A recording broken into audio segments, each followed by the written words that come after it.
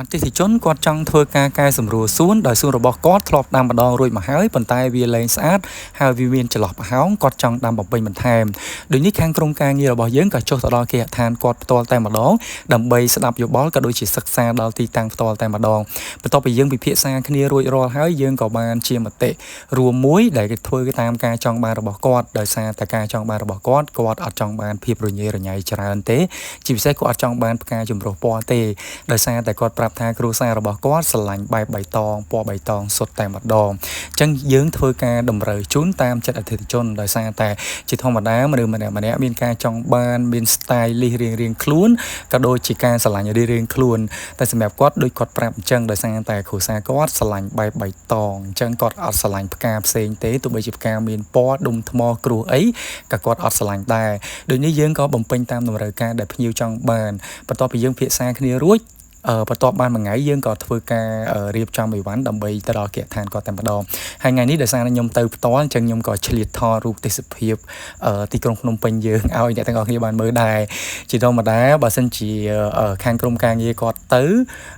ភាគច្រើនខ្ញុំទៅតាមក្រោយគឺអត់សូវដែលបានថតទេតែដោយសារថ្ងៃនេះខ្ញុំទៅនេះអញ្ចឹងខ្ញុំទៅជាមួយនឹងខាងពួកគាត់អញ្ចឹងខ្ញុំក៏បានថតផ្តិតរូបយកទេសភាពស្អាតនៅខាងទីក្រុងភ្នំពេញយើងហើយសម្រាប់គម្រោងនេះគឺនៅខាងបូរីពេញហួត Diamond សម្រាប់នៅខាងបូរីពេញហួត Diamond នេះគឺនៅខាង Eon 3របស់យើងនេះឯងសម្រាប់បូរីនេះគឺស្អាតមែនតើក្នុងការធ្វើដំណើរទៅយើងក៏បានឃើញការអភិវឌ្ឍរបស់ប្រទេសយើងជាមួយនឹងអគារខ្ពស់ស្រស់ស្អាតមែនតើជាមួយនឹងអាកាសធាតុវាធ្វើឲ្យយើងមានអារម្មណ៍ថាវា fresh ហើយដោយសារវាអត់ក្តៅពេកទេហើយឃ្លុំនេះដោយសារតែចំហាយដីដូចជាហុយអញ្ចឹងខ្ញុំត្រូវតែឃ្លុំហើយស្រាប់មកដល់ខាងក្នុងបូរីគឺភ្លៀងយកតែម្ដងសម្រាប់ការងារគឺធ្វើទាំងភ្លៀងតែម្ដងដោយសារយើងត្រូវបញ្ចប់ការងារនេះឲ្យរួចក្នុងមួយថ្ងៃចឹងហើយយើងសេតហើយការងាររបស់យើងចឹងមកដល់ខាងផ្ទះអតិថិជនគឺភ្លៀងតែម្ដងចឹងទោះបីជាភ្លៀងក៏មិនជាបញ្ហាដែរយើងធ្វើទាំងភ្លៀងតែម្ដងហើយសម្រាប់មុននឹងការធ្វើក៏យើងបានរៀបចំដាក់ឲ្យគាត់មើលសិនដែរដោយសារតែអតិថិជនរបស់យើងគឺចឹងគាត់ជាជនជាតិចិនយើងទំនាក់ទំនងគ្នាតាមជាភាសាអង់គ្លេសហើយដោយសារភាសាអង់គ្លេសខ្ញុំក៏នៅមានកម្រិតដែរចឹងខ្លាចនិយាយទៅមិនយល់ន័យអស់ស្ដាប់មិនការចង់បានរបស់គាត់អស់អញ្ចឹងយើងក៏ធ្វើការដាក់ឡូជូនគាត់ឲ្យគាត់មើលនេះគឺជាប្រភេទដើមពុតសប្រភេទខ្នាតធំហើយអ្វីដែលគាត់ចង់បានគឺគាត់ចង់ដាំមកជួ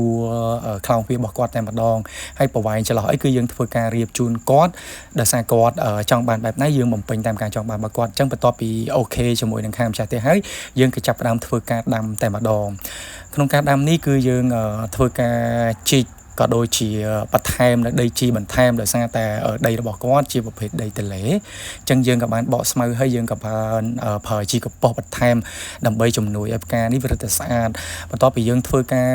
ដាំរួចរាល់អស់ហើយអ្វីដែលពិសេសគឺតែងតែសម្អាតជូនអតិថិជនតតែស្អាតតែម្ដងទើបយើងចេញអញ្ចឹងយើងដាំរួចរាល់ហើយក៏សម្អាតបានរួចរាល់ដែរចុងបញ្ចប់ឲ្យឃើញមុខអ្នក review ទីលេខខាងសួននគររាជយើងមានទទួលការគុណសួនក៏ដូចជាដាំថ្មីព័ត៌មានលម្អិតអាចតាក់ទងបានជាមួយលេខទូរស័ព្ទខាងលើអរគុណសម្រាប់ការទស្សនាវីដេអូ